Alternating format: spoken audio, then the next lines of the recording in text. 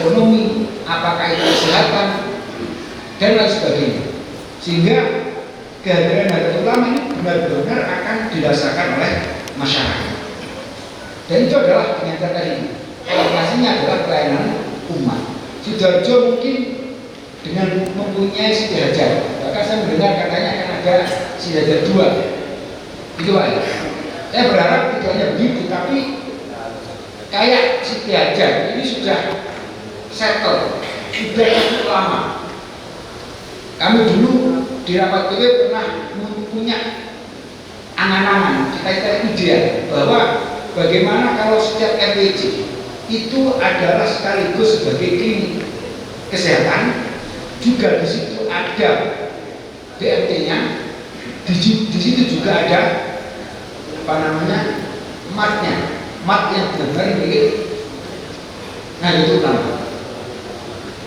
Tentu mati nanti di model dibentuk yang tidak mematikan ekonomi warga, gitu. Bukan mat yang untuk mengkapitalisasi kemudian merugikan perkembangan perekonomian warga. Itu yang menjadi cita-cita kami. Dan menurut saya ini mungkin sudah bisa dilakukan oleh Sidoarjo. Mungkin tahun ini punya target membuka klinik di 3 RWJ. Monggo itu sangat kami harapkan. Makanya di PWN itu ada target menjelang 1 abad didirikan 100 fasilitas kesehatan. Dan sampai kemarin saya itu sempat bertemu dengan Gus Yani, Pak Gresik. Tujuan saya semacam saya ingin tahu, karena begini, setelah kami tiba, itu kami sudah menginventarisir, mempunyai data bahwa ada beberapa klinik milik NU itu yang bisa hidup, tapi rata-rata ya hanya pada tingkat lumayan. Tapi ada beberapa itu yang ternyata mati suri. Ada yang kembang kempis, ada yang mati suri. Setelah kita teliti lebih dalam, ternyata faktornya satu faktor utamanya adalah apa? Karena adanya BPJS ini. BPJS ini di beberapa tempat itu diambil oleh puskesmas dan tidak dibagi ke tempat yang lain. Maka kemudian kami dari tim Tubawen ini sudah sempat ke PBNU minta supaya PBNU segera bikin MOU dengan Menteri Kesehatan agar ini diberikan kelonggaran. Pak Zainal menjadi saksi ya pada waktu beliau dikasih tanggung tadi. Itu kan sama saya juga. Karena saya pas memberikan surat pengunduran diri, saya ngomong sama Gus Yahya, Gus ini yang sangat strategis sebenarnya adalah urusan kesehatan. Karena kita ini sudah coba dan hasilnya seperti ini. Kemudian kami kemarin ngecek ke Gus Yani, karena kami dengar di Indonesia itu ada klinik yang asalnya mati suri, ada afirmasi dari bupati, akhirnya sekarang sudah kembali berjalan dengan baik. Dan ternyata itu bisa, asalkan ada pendampingan, asalkan ada keberpihakan dari kepala daerah untuk mengarahkan BPJS ini ke rumah sakit atau klinik PNU, maka itu bisa dilakukan. Dan menurut saya ini potensi yang luar biasa. Bayangkan kalau saya juga tahu bahwa Siti Hajar ini per tahunnya punya keuntungan 20 miliar gitu. Itu aja 2 tahun yang lalu. Sekarang kita sampai 60-80 miliar. Bayangkan kalau ini kemudian MWJ punya klinik, gak usah banyak-banyak lah keuntungannya. Walaupun masih harus 3 atau 4 tahun lagi, maka kemandirian kita akan semakin kuat. Kemandirian kita akan semakin kokoh dan hikmah kita kepada masyarakat, pelayanan kita kepada umat akan semakin nyata.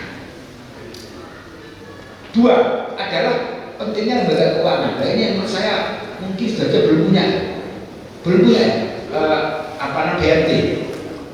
Sidoarjo belum ada. Nah, ini menurut saya perlu. Alhamdulillah PWNU ini juga punya program berdirinya 100 BMT di Jawa Timur. Jombang itu sudah punya 22 BMT. Semua kantornya di kantor MWJ. Di kantor pusatnya di kantor PC lama, kemudian 21 cabangnya itu di kantor MWJ. Setiap hari kantor MWJ tidak pernah sepi. Kenapa? Minimal yang hadir petugas BMT. yang membersihkan kantor MWC juga petugas BMT. Petugas BMT punya tenaga pengaman, itu diambil dari teman-teman bangsa. Dibayar Pak, profesional ini, gak gratisan. Ini kemudian setiap bulan juga yang membayar listriknya kantor MWC adalah BMT. Ini saya kira manfaatnya sudah jelas. Kemudian saya kemarin juga ke Lumajang dalam rangka RAT. Ambil Lumajang sudah punya 5 BMT dan terus sedang akselerasi untuk meniru apa yang dilakukan oleh Jombang. Dan kalau ada ketekunan, ada kedisiplinan, sebenarnya tidak lama untuk membuat Jatim berkembang. Apalagi kayak Sidoarjo. Lumajang kemarin dalam laporan hanya dalam setengah tahun itu sudah kembali modalnya. Hanya dalam setengah tahun. Kemudian kemarin itu 2 tahun dari pendirian sudah bisa melakukan RAT. Ini sudah mampu menyalip Jombang. Jombang itu 5 tahun baru RAT. 5 tahun baru RAT. Menurut saya ini kan belum akan Sidoarjo akan bisa mantus awalnya sebagai modal kira-kira. Dan saya yakin. Makanya kemudian kami dari PWNU juga membantu dengan untuk kita tidak hanya memotivasi saja, tapi kemudian untuk memperkuat lembaga keuangan dan lembaga ulama. Alhamdulillah kita ini baru setengah bulan yang lalu membeli BPRS punya orang lain kita beli. Sekarang proses administrasi yang nanti itu adalah resmi milik menjadi BPRS dengan PWNU. Tujuannya apa? Tujuannya ini menjadi payung dari keberadaan BMT yang ada di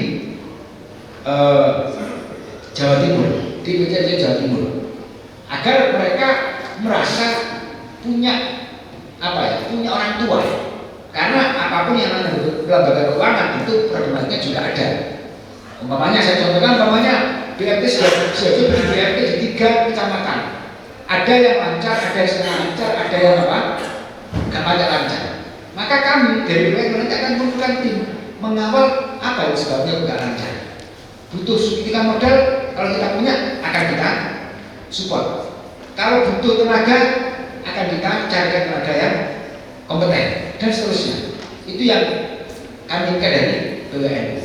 Jadi 2 hal itu yang untuk orientasi peran umat. Pertama adalah menurut saya terkait dengan kesehatan, dan yang kedua adalah lembaga keuangan.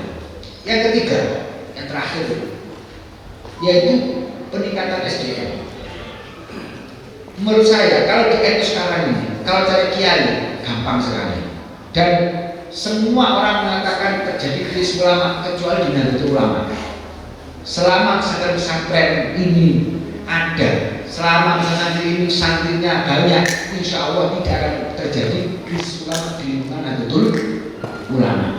Makanya tanggung jawab kita sebagai pengurus NU, kita harus introspeksi pada diri kita sendiri. Apakah semua pengurus NU anaknya di pondok? Apakah semua pengurus NU ini anaknya di sekolah lembaga-lembaga di lingkungan Nahdlatul Ulama? Ataukah masih tergiur dengan lembaga-lembaga lainnya kayaknya lebih maju, tapi belum tentu juga. Contoh gini saja. Di tengah 10 tahun yang lalu, dakwah kita di media sosial ini seakan-akan menimbulkan pesimistis pada kita. Kenapa? Karena pada itu betapa mendominasinya yang namanya kuas, betapa mendominasinya yang namanya ustaz-ustaz yang lain di media sosial. Kita seakan-akan tidak akan mampu dalam waktu 10 tahun atau 15 tahun mengejarnya. Tapi hari ini faktanya bahwa videonya Gus Bah, videonya Gus Kausar merajalela dan mendominasi dakwah di media sosial tanpa kita desain, itu berjalan dengan natural. Sekarang bayangkan kalau umpamanya hal ini didesain, kira-kira seperti apa Nahdlatul Ulama ini? Dan kita juga menyadari, mohon maaf, ini bukan kita itu kok merasa lebih hebat dari yang sudah tidak, tapi kita percaya diri juga dengan potensi pesantren, dengan potensi lembaga yang kita miliki.